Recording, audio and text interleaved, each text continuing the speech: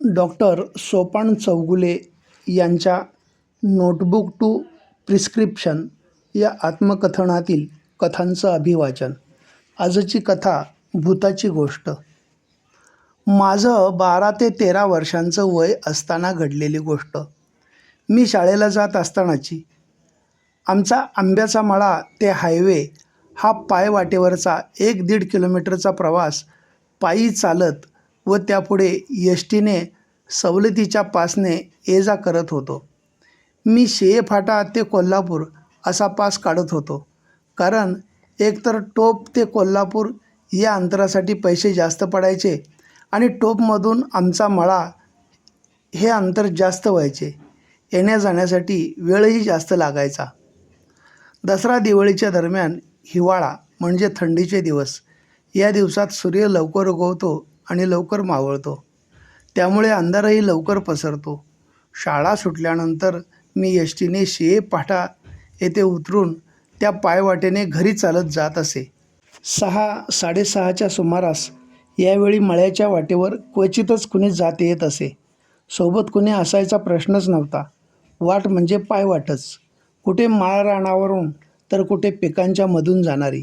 दोन्ही बाजूला झाडे झुडपे, काटेरी चिखलाचा रस्ता, रानातून आजूबाजूला 8-10 फूट वाढलेली देशी ज्वारी, काही ठिकाणी त्यापेक्षा उंच ऊसाची शेते, पण नेहमीची रस्ता असल्यामुळे सरावलेली.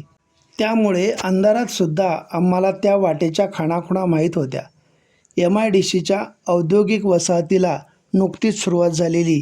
उजेडही फारसा नव्हता. एकदा आमच्या शाळेत एका कार्यक्रमासाठी पाहुणे आले होते. मुळातच कार्यक्रम सुरू व्हायला वेळ झाला, संपायलाही वेळ झाला. मला त्या दिवशी परत यायला शेवटची म्हणजे 6:30ची एस टी कशीबशी मिळाली. एस टीत होतो तोवर काही वाटले नव्हते, परंतु शेळे फाट्यावर उतरल्यानंतर मात्र लक्षात आलं की तिथे उतरणारा मी एकटाच होतो. बाहेर काळाकुट्टा अंधार. एस टी तर निघून गेली.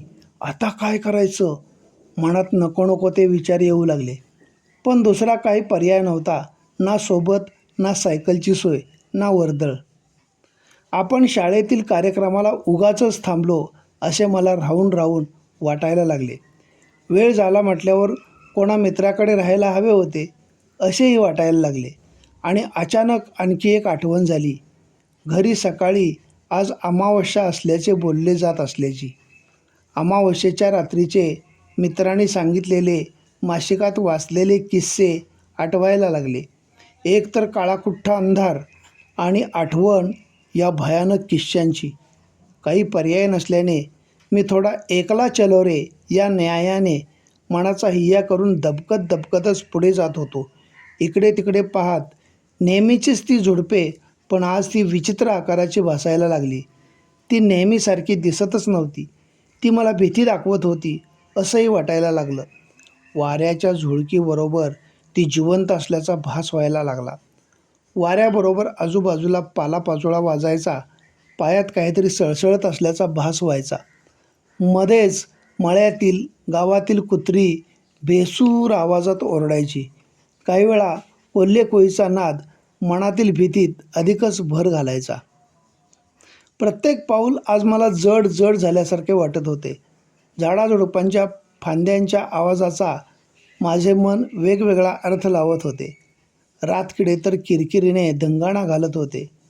पाठीवर दप्तराचे ओझे, हातात छत्री आणि 2 कॉलेजच्या मुलांचे डबे घेऊन कसाबसा वाट तुडवत चाललो होतो. दप्तर जरासे निसटले तरी पाठीमागे कोणीतरी ओढल्याचा भास व्हायचा. असे करत करत मी ओढ्या अलीकडील आंब्याच्या झाडाजवळ आलो. भीतच मी त्या आंब्याकडं पाहिलं. त्याचाही आकार आज विचित्र दिसत होता. आणि अचानक मला शिंक आली. मी ती दाबून ठेवण्याचा प्रयत्न केला, पण त्यात अपयश आलं. शिंकेच्या आवाजाबरोबर मला त्या आंब्याच्या झाडात काहीतरी खसपसल्याची चाहूल लागली. मी एकदम सावध झालो. माझ्या पोटात भीतीचा गोळा आला. झाडावर काहीतरी असणार याची खात्री झाली.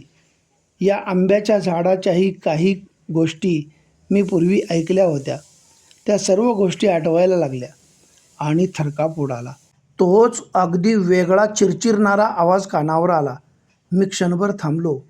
माझ्या लक्षात आले की हालचाल नक्कीच वाऱ्याने होत नाही आणि आवाजही नुसत्या पानांचा नाही. मी बारकाईनं त्या अंधारातही निरीक्षण करू लागलो. कानोसा घ्यायला लागलो. त्या चिरकण्याच्या आवाजातील बारकावा माझ्या लक्षात आला. थोडा धीर आला. मनातून आनंदलो. हा आवाज आपल्या वानर सेनेचा होता. देवाचे मनापासून आभार मानत पुढे चालायला लागलो. अर्थात झाडाखालून जाताना मनात थोडी भीती होतीच. भूतांच्या हद्दी असतात आणि आपण त्या हद्दीबाहेर असलो तर त्यांचे काही चालत नाही असे ऐकले होते. पण त्या सीमा नेमक्या किती अंतरापर्यंत असतात आणि कोठवर असतात हे नव्हतं माहीत. देवाचा धावा चालूच होता. सावधपणे मी भरभर जाण्याचा प्रयत्न करत होतो. आज रस्त्यापासून मळ्याचे अंतर मात्र खूपच वाटत होते. कळत नव्हते देव माझी कोणती परीक्षा घेत होता ते.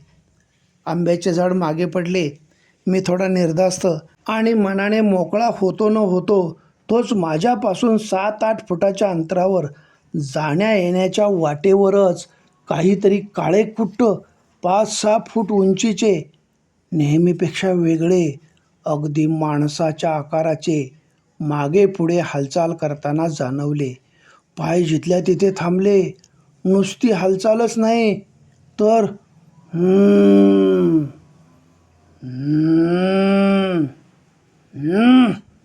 असा कुंतल्यासारखा आवाजही येत होता. तेव्हा मात्र घाबरून माझी गळण उडाली. मी इतक्या जवळ होतो की पळून जाणे शक्यच नव्हते. बरे, पळून पळून जाणार कोठे? सर्वत्र अंधार आणि दाट, डोक्यापेक्षाही उंच ज्वारीचे शेत. शिवाय सोबत व आजूबाजूला कोणीच नाही. माझ्या तोंडाला कोरड पडली. मी माझे डोळे 2 हातांनी गच्च झाकून घेतले आणि सर्व शक्ती पणाला लावून जीवाच्या आकांतानं "कोण आहे ते?" असे विचारले. पुढे काय घडले ते थोड्याशा हाताच्या बोटांच्या फटीतून चोरट्या नजरेने पाहत होतो. तोच समोरील दृश्य उभे राहिले. "तो रे कोण?"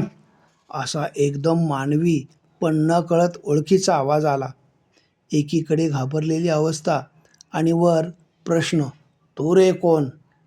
भूत कोणा ओळखीच्या माणसाचे रूप घेऊन तर आले नसेल ना असेही वाटले. मी पुन्हा नेटाने म्हणालो, "तुम्ही कोण ते अगोदर सांगा."